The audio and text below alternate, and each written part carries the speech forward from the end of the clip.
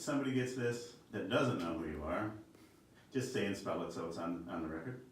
I'm Phil Tolliver, spelled Taliaferro. And so, a little discrepancy in the signatures for this candidate. What can you tell us about what you found, what has been found, and what's next in the process? Well, first of all, I represent Ed Massey, who is truly a wonderful public servant.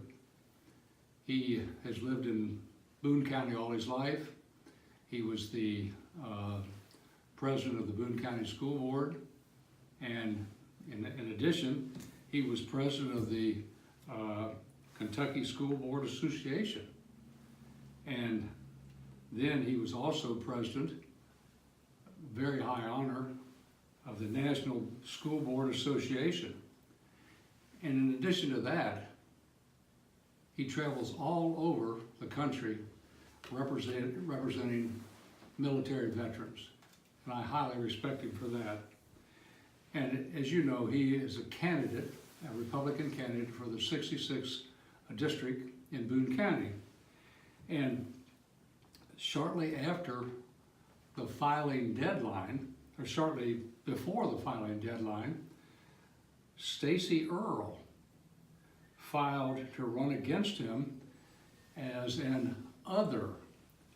I assume that's independent. And then she was endorsed by Governor Bevin.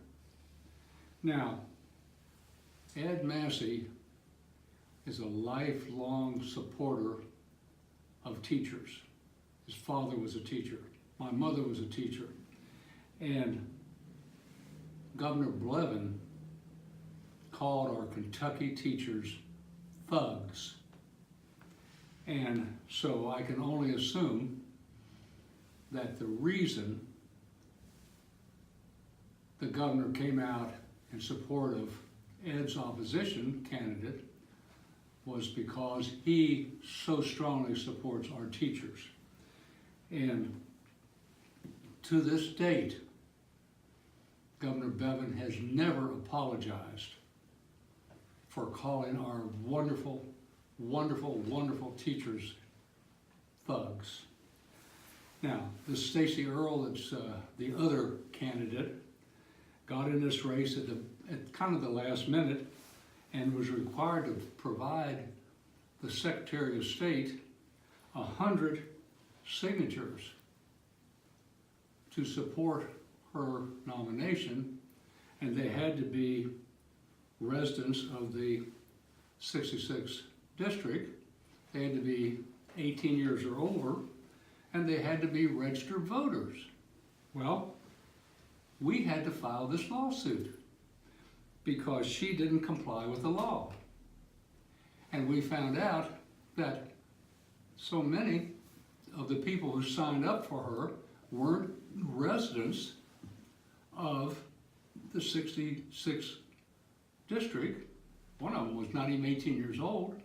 And so we've attached those as exhibits to our lawsuit, and what we've done is laid out for the judge a very clear list of everything. And I've got these blow-ups right here of the documents sent to the judge, and here are people who weren't even in the 66th district. They were out of the district. And in addition, if you can believe this, 2 of them were residents of Kenton County. One in Park Hills and one in Erlanger. So that's 44 out of the, I think, 156 signatures they had that were invalid. And then over here, there were unverified candidates, and one of them was this young man who was not 18 at the time of the signing. So there were another 10 there who were unverified. And for example, not legible, unable to verify, and sometimes duplicate signatures. And then even worse than that, there were 16 who were not registered as voters.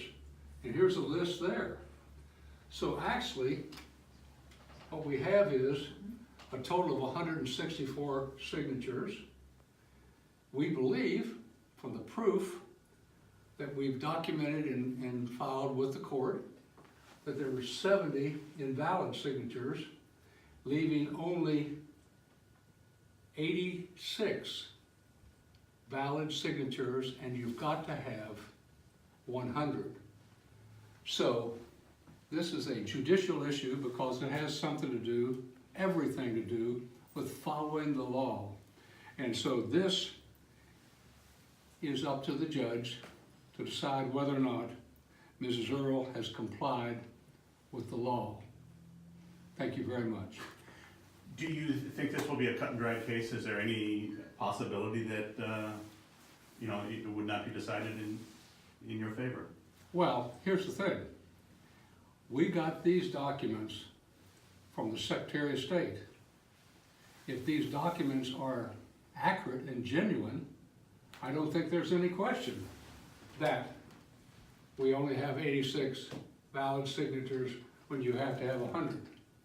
So if some of these are inaccurate, that's up for the judge to sign. And I have witnesses who have gone through in great detail all about who signed, what their age was, whether they were registered voters, where they lived, what district. And so we have to let the court decide, and we've got time, and we'll go forward with this. But the bottom line is, based on the Secretary of State's documentation, there are only 86 valid signatures and 100 is required.